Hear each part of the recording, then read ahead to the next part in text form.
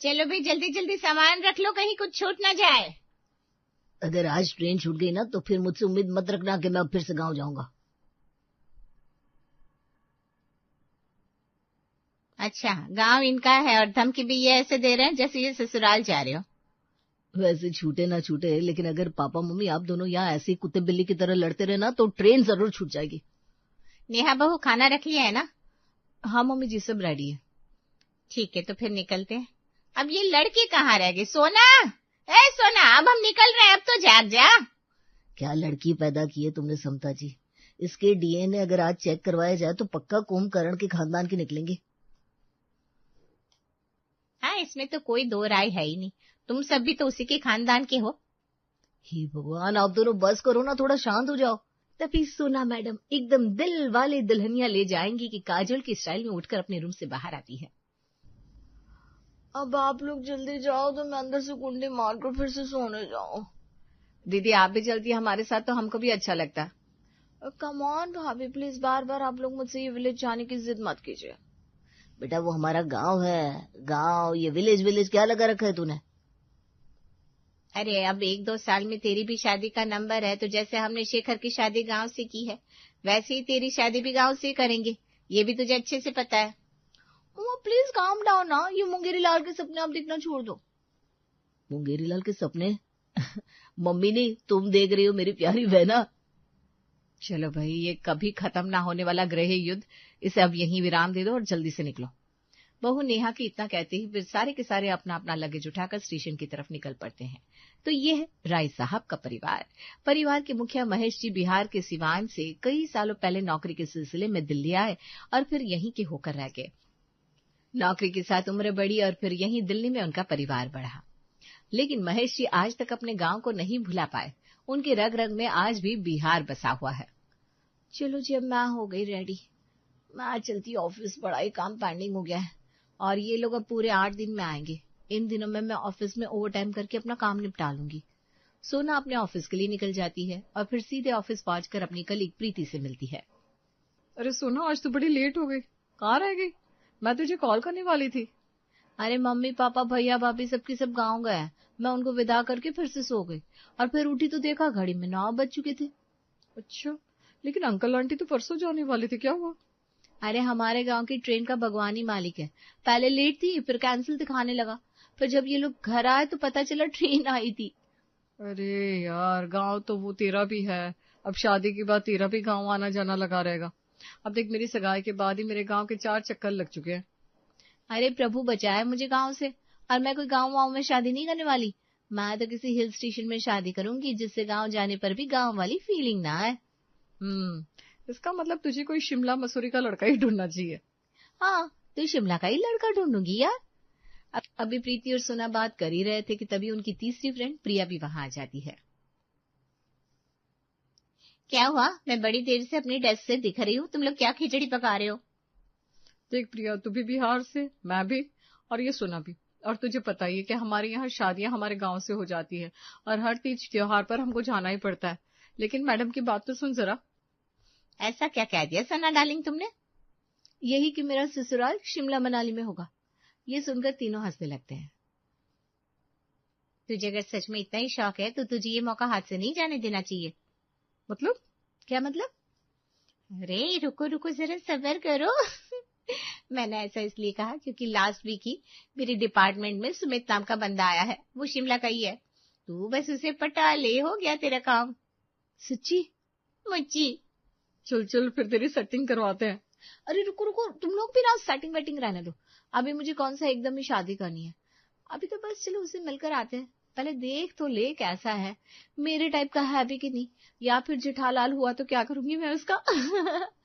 तीनों सहेलियां हंसते हुए सुमित को देखने चल देती है और दूर खड़े खड़े चुपके से उसे देखती है। देख रही है ना सुना, वही है पिंक शर्ट वाला। हाँ यार, लड़का तो बड़ा ही हैंडसम है। यार सोना, तेरी जोड़ी भी तो देखो, सोना वैद सुमित, वाओ, दोनों ऐसे से। तू सही कह रही है, लगता है ये हैंडसम हंक मेरे लिए बना है। पर चल अभी तो अपनी अपनी सीट पर चलते हैं, बहुत देर हो गई हमको ऑफिस में तफरी मारते हुए। हाँ यार, कहीं बॉस ने देख लिया ना तो बस शामत ही आनी है।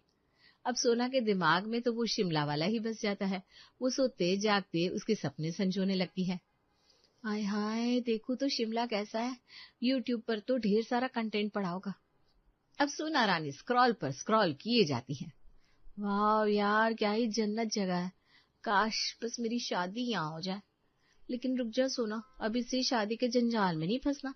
एक काम करती हूँ, उससे बातचीत करना शुरू करूँ, तभी तो हम धीरे धीरे एक दूसरे को जानेंगे। अब सोना की हालत तो एकदम प्यार में डूबी माशूका जैसी हो गई थी। खुद ही खुद से सवाल पूछती, फिर खुद ही खुद से जवाब देती और खुश होकर नाचने लगती। ऐसे ही करते हुए पूरे 7-8 दिन बीत जाते हैं और फिर एक दिन पूरा परिवार शादी करके वापस आ जाता है। सुना बेटा, कैसे बीते तुम्हारे दिन? और खाना समय से बनाया, खाया कि बस 2 मिनट वाली मैगी बनाती रही और 10 मिनट में जोमेटो स्विगी से पिज्जा मंगवाती रही।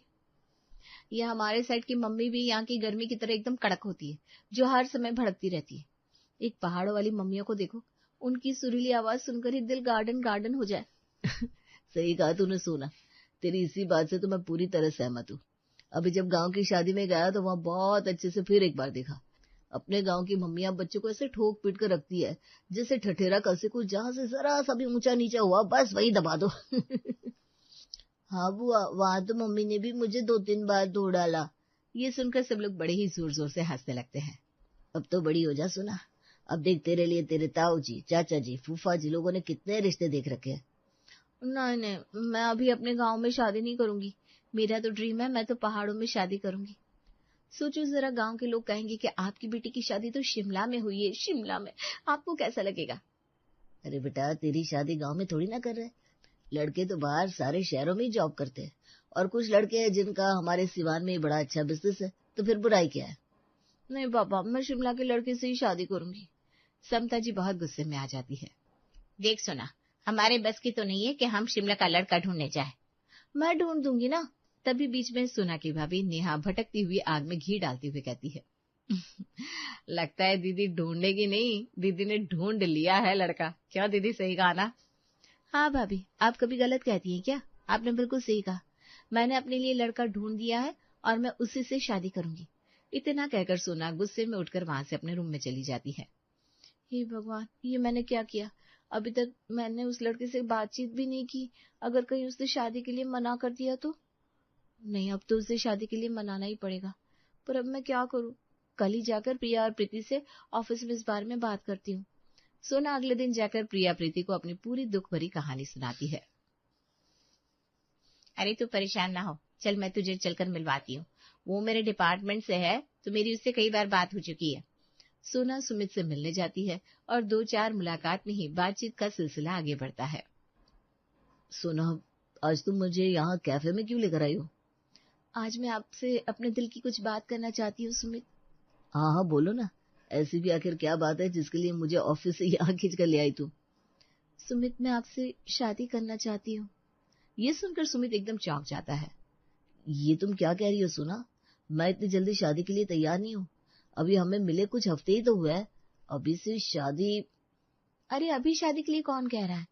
मैं तो बस ये कह रही हूँ कि तुम बस एक बार हाँ करके मेरे मम्मी पापा से मिल लो, बस फिर शादी तो हम भले ही चाहे 2 साल बाद करें। लेकिन सोना, मतलब तुम मुझसे प्यार नहीं करते सुमित? बाकी के लड़कों की तरह बस टाइम पास कर रहे थे ना? इतना कहकर सोना मैडम तो जोर जोर से रोने लगती है और पूरे रेस्टोरेंट के लोग उनको देखने लगते हैं। अरे सोना सुनो, पहले रोना बंद करो। और हाँ, मैं इस संडे को ही तुम्हारे मम्मी पापा से मिलूंगा, बस तुम फिक्र मत करो। और अगले ही हफ्ते पहाड़ी बाबू अपनी होने वाले ससुराल में अपने होने वाले सास ससुर से मिलने पहुंच जाते हैं। अच्छा तो आप है सुमित, लेकिन आपको हमारे बिहार में ऐसा क्या लगा जो आपको एक बिहारी लड़के से शादी करने का ख्याल आया? आप भी ना पापा कैसे कैसे सवाल जवाब करते हैं। सुमित आओ, मैं तुम्हें घर के बाकी लोगों से मिलवाती हूँ। ये है मेरी माँ, ये रही मेरी भाभी, ये है मेरे भैया और ये मेरा प्यारा सा सोनू, मेरा नेफ्यू। आगे का क्या प्लान है आपका? यहाँ दिल्ली में रहकर जॉब करना है या फिर वापस शिमला जाना है? जी वो क्या भैया, आप लोग भी यूपीएससी के जैसे इंटरव्यू लेने बैठ गए? अरे मैं सुमित से शादी इसलिए करना चाहती हूँ क्योंकि अगर कुछ साल बाद उन्हें वापस घर भी जाना पड़ा तब भी उनका गांव पहाड़ों में होगा। कितना सुंदर, सोचो मैं कैसे डांस किया करूंगी। पंछी बनूं उड़ती फिरूं नील गगन में। इतना कहकर सोना वही सबके सामने नाचने लगती है। अरे थम जा बेटी थम जा, आजकल की बेटियों में ना शर्म है ना हया। अरे हमारे घर के बाहर बैठकर भी अगर हमारी शादी की बात चलती थी ना तो भी हम दूसरे के घर भाग जाया करते थे, और आजकल देखो वो नाच नाच कर दिखा रही है। ये भगवान क्या करूं इस लड़की का। अच्छा सुनो बेटा, बाकी सब तो ठीक है, लेकिन शादी से पहले हम एक बार तुम्हारा गांव देखना चाहते हैं। हाँ, ये बात बिल्कुल ठीक कही समता जी ने। देखो बेटा, साफ कहना सुखी रहना, क्योंकि हमने तो कभी कोई पहाड़ बहार देखे नहीं, तो फिर हमें कैसे पता चलेगा कि हमारी लड़की की शादी कहाँ हो रही है। हाँ मम्मी बिल्कुल ठीक कह रही है। सुमित, आप एक बार हमें अपना घर दिखा दीजिए। जी, मुझे उसमें कोई एतराज नहीं है। आप लोग जब चाहे तब चलने के लिए मैं राजी हूँ। हाय, मैं शिमला जाऊंगी। थैंक यू दीदी, इसी बहाने से मेरा हनीमून भी बन जाएगा। हाय, मैं तो खुशी के मारे कहीं पागल ना हो जाओ। अरे बहू, तो पागल न हो जाना, तू जाकर पहले चाय नाश्ता लेकर आ। अरे मम्मी जी, बातों बातों में मैं तो भूल ही गई, बस अभी लाई। लीजिए जीजा जी, ये है आपकी हिमाचल की सबसे फेमस सिड्डू, मैंने यूट्यूब से देखकर बनाया है। सुमित ये सुनकर बड़ा ही खुश हो जाता है। और फिर कुछ ही दिनों बाद फ्राइडे इवनिंग को निकलने की प्लानिंग होती है, जिसके लिए सुमित शिखर को फोन लगाता है। भैया, हम फ्राइडे इवनिंग में निकलते हैं, अगर आप कहें तो मैं कार बुक कर देता हूँ। अरे नहीं नहीं सुमित, कार से काम नहीं चलेगा। पापा ने जब ये बात गांव में बताई तो वहां से हमारे दादी, ताऊ जी, ताई जी, बुआ जी, फूफा जी भी आ रहे हैं, तो कुल मिलकर हम 12 लोग होंगे। अच्छा, तो फिर ठीक है, मैं एक टेम्पो ट्रैवलर ही बुक कर देता हूँ। अब सारे लोग फ्राइडे के दिन निकलते हैं। दिल्ली से लगभग 100 किलोमीटर ही चले थे कि ताऊ जी के फोन की घंटी बजती है। अरे हम शिमला जा रहे हैं। क्या सच में? रोको रोको भैया, अभी गाड़ी रोको। क्या हुआ भाई साहब? और अभी सुना कि रात को शिमला जाना ठीक नहीं होता, कहीं हमारी गाड़ी खाई वाई में लुढ़क गई तो हम ढूंढने से भी नहीं मिलेंगे। नहीं नहीं भैया, रोक लो, हम शिमला जाने के लिए आए हैं, ऊपर जाने के लिए नहीं। वैसे इतना डरने की कोई बात नहीं है, मैं हूं ना आप लोगों के साथ। अरे नहीं लड़के, मैं नहीं जाती ऐसे, यही रोक लो, कल सुबह निकलेंगे। यही गाड़ी साइड से लगा लो और खाना निकालो, बड़े जोर की भूख लग गई है।